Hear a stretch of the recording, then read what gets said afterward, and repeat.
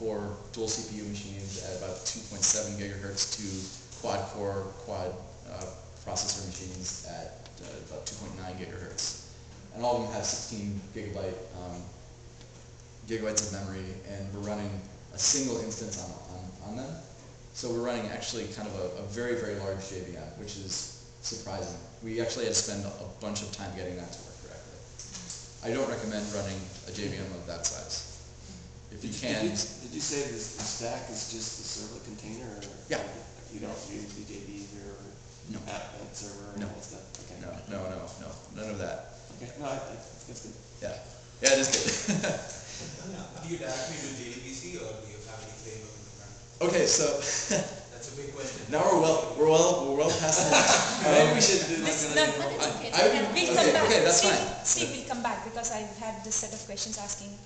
Well, you guys. I would like to. But answer that one and then. So yeah, when I got to Bebo, they were actually doing straight JDBC, and what they would do is do a JDBC query, pull everything out, put it in a hash map, and only a hash map, stick it into memcache, and then use the results of that. We've simplified that a lot.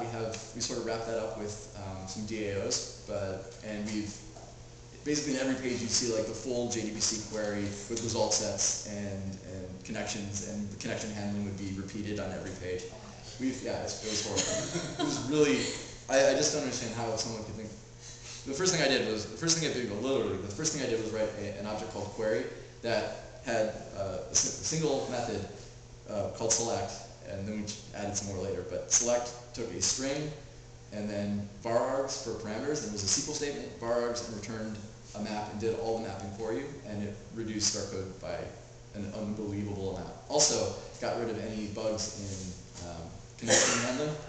So what they were doing is there were sometimes, it is subtle, you have to be very, very careful that if an exception happens to always close it into finally. And there was a couple things where they didn't close it into finallys, and then you're like, oh wow, we're leaking connections, how's that possible? It's almost inevitable if you have that kind of work. Well, that's why one is connection pooling, so you have a separate...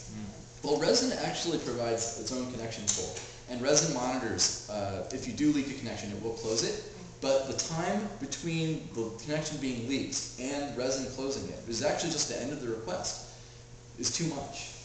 And actually that can starve your app server of connections. This is what happens when you have a lot of usage on a single app server.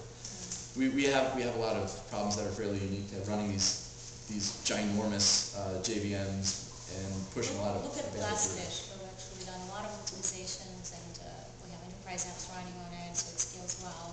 It's open source, it's free. So instead of going to Marina talking about